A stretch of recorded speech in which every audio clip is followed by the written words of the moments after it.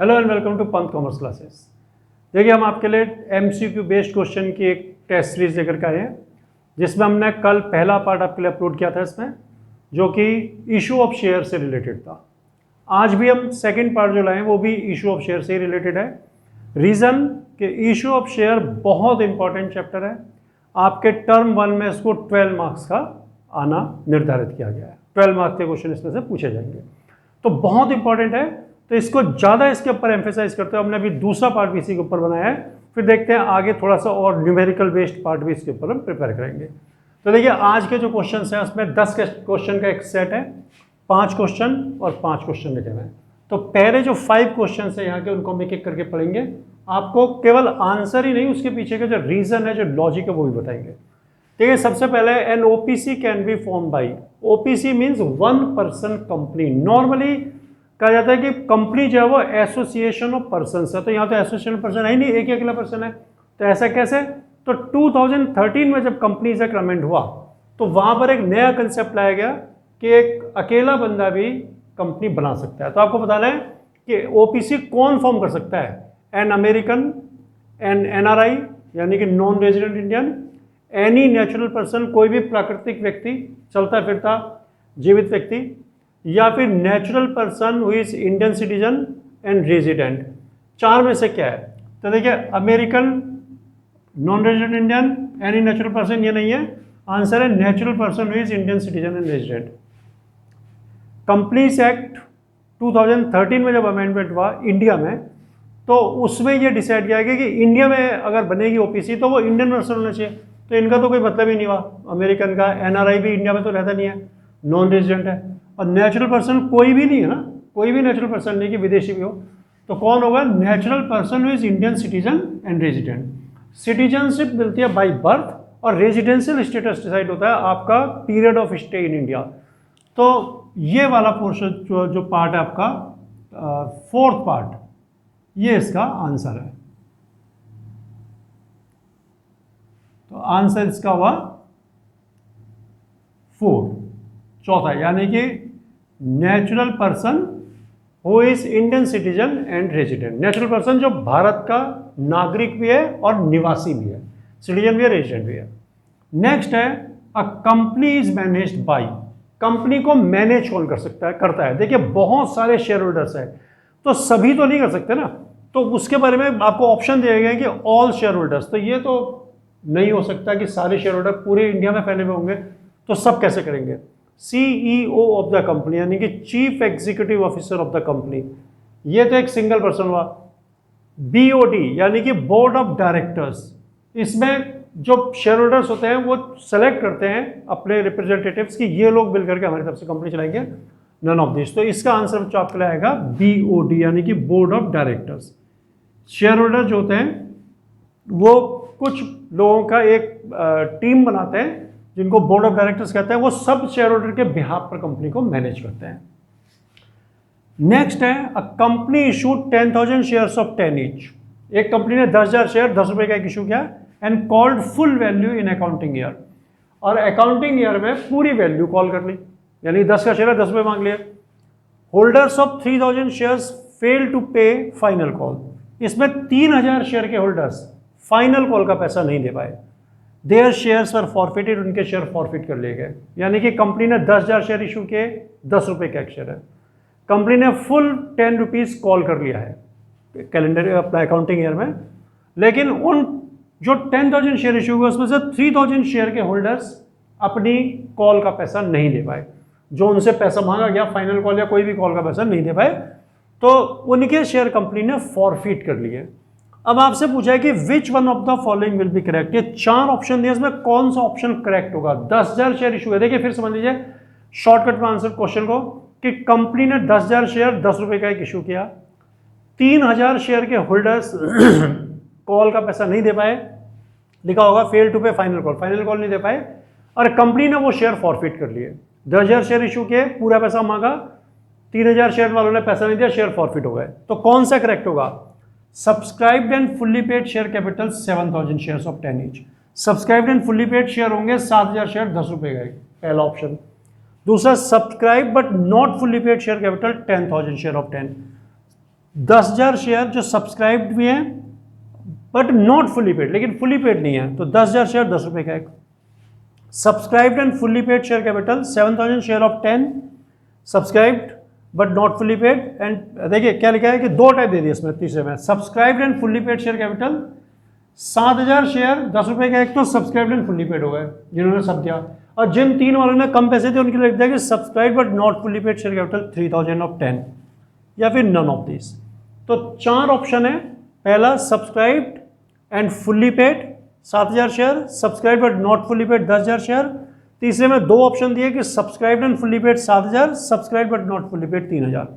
तो देखिए इसका आंसर पहले वाला है, subscribed and fully paid share capital 7,000 share. देखिए अब मैं आपको बताता हूं ऐसा क्यों है, पहले आपको आंसर बता दिया, आंसर इज 1।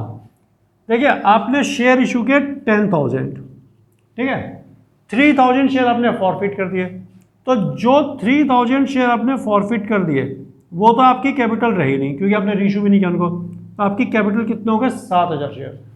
तो अब देखिए ये वाले में 10,000 शेयर है, ये तो हो नहीं सकता क्योंकि 3,000 फॉरफिट कर चुके हैं।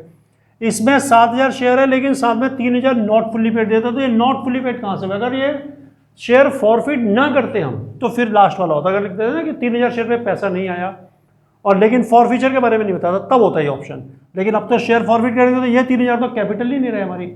तो इसका मतलब ऑप्शन आपका आएगा आंसर 1, विच जो इसमें क्या subscribed and fully paid share capital 7,000 share, क्योंकि 3,000 शेयर जो फॉरफिट कर लिया वो आपके अब एसेट नहीं रही, अब आपकी कैपिटल नहीं रही, सॉरी वो। तो ये इसका आंसर होगा। देखिए चौथा है शेयर्स इशूड टू डायरेक्टर्स और employees at a discount for providing technical know how are called.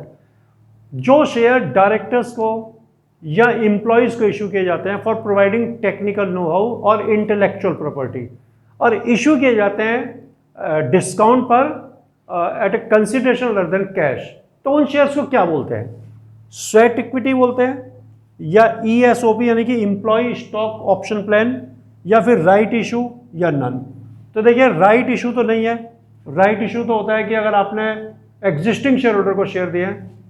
ESOP भी नहीं है, इसमें शेयर होल्डर अपने एम्प्लॉयज को सेंस ऑफ बिलोंगिंगनेस क्रिएट करने के लिए शेयर देता है और इसमें ऑप्शन दिया जाता है कि आप चाहें तो लें चाहे तो ना लें, ऑब्लिगेशन नहीं होती, राइट होता है। तो यही है ऑप्शन स्वेट इक्विटी, जो उन्होंने इंटेलेक्चुअल प्रॉपर्टी प्रोवाइड की है या टेक्निकल नो हाउ दिए, उसके कंसिडरेशन में आप इनको शेयर दिए जाते हैं डायरेक्टर्स को या एम्प्लॉय को, तो उसको बोलते हैं स्वेट इक्विटी। नेक्स्ट है maximum amount to be charge as premium on issue of shares. Shares को जब प्रीमियम पर इशू किया जाता है तो कितना प्रीमियम मैक्सिमम हम ले सकते हैं ऑन ए लीगल बेसिस, कानूनी रूप से लीगल बेसिस पर हम कितना मैक्सिमम प्रीमियम ले सकते हैं शेयर्स पर, यह आपको बता रहे हैं। तो ऑप्शन है आपके पास 50% ऑफ नॉमिनल वैल्यू, यानी कि अगर शेयर 100 रुपये का तो हम 50 रुपये ले सकते हैं। 100% ऑफ नॉमिनल वैल्यू, यानी कि शेयर 100 रुपये का तो 100 ही रुपये आप ले सकते हैं। नो लीगल रिस्ट्रिक्शन, कोई रिस्ट्रिक्शन ही नहीं है, जितना मर्जी ले लो। ट्वाइस ऑफ नॉमिनल वैल्यू, अगर 100 का शेयर है तो 200 रुपये, तो इसका आंसर है नो लीगल रिस्ट्रिक्शन, कोई कानूनी बाध्यता नहीं है, आप जितना चाहें उतना प्रीमियम लें। अगर पब्लिक आपको देने के लिए तैयार है तो रोकने वाला आपको कोई नहीं है, नो लीगल रिस्ट्रिक्शन, आप जितना चाहें उतना ले लें। देखिए दूसरा सेट जो 5 क्वेश्चन का इसको देख लेते हैं। When shares are forfeited the amount debited to share capital account is equal to, जब कोई शेयर होल्डर मांगी गई कॉल का पैसा ना दे पाए तो शेयर को फॉरफिट करा जाता है नोटिस देने के बाद उनको। तो जब शेयर फॉरफिट करते हैं तो कैपिटल अकाउंट, देखिए amount debited to share capital account is equal to, तो शेयर कैपिटल अकाउंट में कितना अमाउंट डेबिट किया जाता है, paid up value of share, यानी कि जितना पैसा शेयर होल्डर दे चुके होते हैं उसको बोलते हैं पेड अप वैल्यू। 10 का शेयर है, अगर 8 रुपये दे तो 8 पेड अप वैल्यू, 10 दे तो 10 paid up value. Called up value, called up होता है कि कंपनी ने जितना कॉल किया है। और तीसरा अनपेड अमाउंट, कि आपने 10 रुपये मांगे, शेयर होल्डर ने 7 दिए 3 नहीं दिए, तो अनपेड अमाउंट नन, या इसमें से कुछ भी नहीं। तो देखिए जब शेयर फॉरफिट होते हैं तो पेड अप वैल्यू तो दे ही चुके, उसको डेबिट ही क्यों करोगे, अगर आप सारा शेयर दे चुके हैं शेयर होल्डर तो उसको डेबिट करने की जरूरत नहीं है, इसमें आएगा called up value. Called up value यानी कि जितना पैसा कंपनी मांग चुकी, यानी कि आंसर 2। अगर आपने शेयर 10 रुपीज़ का है और आप 10 मांग चुके हैं, शेयर होल्डर ने भले ही उसमें 4 दिए, 5 दिए, 6 दिए, आपको 10 डेबिट करना पड़ेगा जितना आपने कॉल किया हुआ है, ठीक है। Number of shares applied for by public are known as, जितने शेयर्स के लिए पब्लिक अप्लाई करती है, अगर आपने 10,000 शेयर इशू किए, पब्लिक ने 9 के लिए एप्लीकेशन भेजी, तो वो 9,000 को क्या कहेंगे जितने के लिए पब्लिक ने एप्लीकेशन भेजी? इशूड कैपिटल जो आपने इशू की, authorise capital, subscribe capital, called up capital. देखिए इसमें आपका आंसर आएगा सब्सक्राइब, पहले आपका आंसर बताते हैं सब्सक्राइब कैपिटल। आंसर को लिख देता हूं यहां पर पहले, आंसर 3। देखिए इशूड कैपिटल तो होता है जो आपने इशू किया, यानी कि आपने 10,000 इशू किया तो वो तो इशूड कैपिटल 10 हो गया। ऑथराइज हो सकता है कि जितना मैक्सिमम अमाउंट ऑफ शेयर आप इशू कर सकते हैं, मान लीजिए 15,000 है तो वो तो आपने इशू ही नहीं किया। और कॉल्ड अप होता है कि जितना पैसा आपने मांगा, तो उसका तो इससे मतलब ही नहीं है जो पब्लिक ने अप्लाई किया हुआ है। तो जो पब्लिक ने अप्लाई किया वो ये होता है सब्सक्राइब कैपिटल, जितने के लिए पब्लिक एप्लीकेशन भेजती है that is called subscribe capital. अगर आपने 10 इशू किए और उसमें से पब्लिक ने 9 के लिए एप्लीकेशन भेजी तो 10 तो इशूड है, 9 सब्सक्राइब्ड है, तो पब्लिक ने जितने के लिए एप्लीकेशन भेजी होती है उसे सब्सक्राइब कैपिटल बोलते हैं। नेक्स्ट है alpha limited purchase running business of gamma limited. Alpha limited ने गामा लिमिटेड का चलता हुआ बिजनेस लिया। It received asset worth 20 lakh and had to pay liabilities worth ₹3 lakh of gamma limited. अच्छा, बिजनेस लिया अल्फा लिमिटेड ने गामा लिमिटेड का, बदले में अल्फा लिमिटेड को 20 लाख की एसेट और 3 लाख की लाइबिलिटी पे करनी पड़ेगी गामा लिमिटेड की। ये एसेट लेंगे और इतनी लाइबिलिटी पे करनी पड़ेगी। Alpha limited paid ₹19 lakh as purchase consideration. Alpha limited ने 19 लाख रुपए परचेज कंसिडरेशन दिया, किसको? गामा लिमिटेड को। तो आपसे पूछा गया है कि in this case alpha limited paid to gamma limited, तो अल्फा लिमिटेड ने गामा लिमिटेड को कैपिटल रिजर्व दिया 2 लाख का, गुडविल दी 2 लाख की, गुडविल दी 1 लाख की, या नन ऑफ दिस, इसमें से क्या होगा?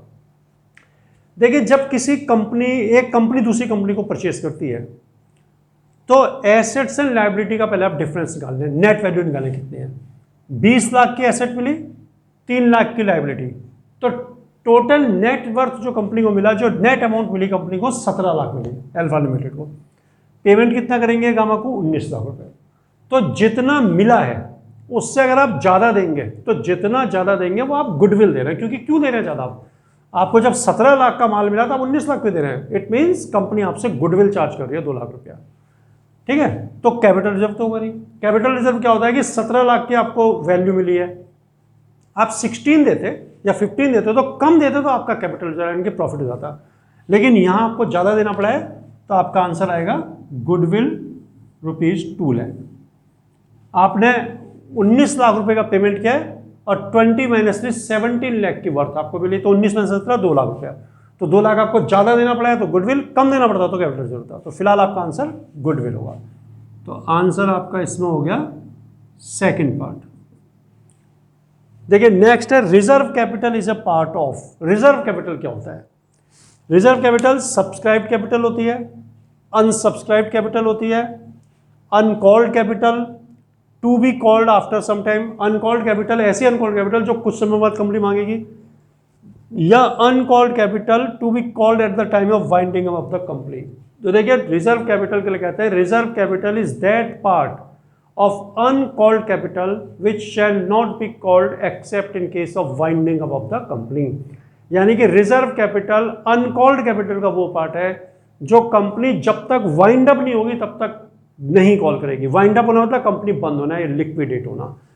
तो इसमें देखिए आंसर आएगा आपका ये लास्ट वाला है कि uncalled capital to be called at the time of winding of the company, यानी कि ऐसी कैपिटल जो कंपनी कॉल नहीं कर रही है उसको रिजर्व करके रखा है कि जब कंपनी वाइंड अप होगी, कंपनी अगर बंद करने की नौबत आ गई, जरूरत पड़ गई, तो उस समय मांगेंगे, तो उसको कहते हैं अनकॉल्ड आपका रिजर्व कैपिटल। तो आंसर इसका फोर्थ है uncalled capital to be called at the time of winding of the company. ये हो गया, तो यहां लिख देते हैं हम आंसर 4, चौथा है इसका आंसर। नेक्स्ट है dash is known as risk capital. Risk capital किसे कहते हैं? ऑप्शन दिए आपको, equity share, preference share, debentures all of these. देखिए आपने एक पुरानी कहावत सुनी होगी बिजनेस में कि profit is the reward for taking risk. Profit क्या होता है? रिस्क उठाने का रिवॉर्ड होता है। प्रॉफिट मिलता किसको है? ओनर ऑफ द कंपनी को। ओनर ऑफ द कंपनी कौन होता है? Owner of the business. तो यहां बिजनेस कंपनी है, तो ओनर ऑफ द कंपनी कौन होते हैं? Share holders. कौन से share holder? Equity share holders. Equity share holder are the real owner of the company. Preferential shares जो होते हैं ये तो एक तरह के क्रेडिटर हैं, डिबेंचर भी एक तरह का आपका लोन है आपका, नन ऑफ दिस तो आएगा नहीं।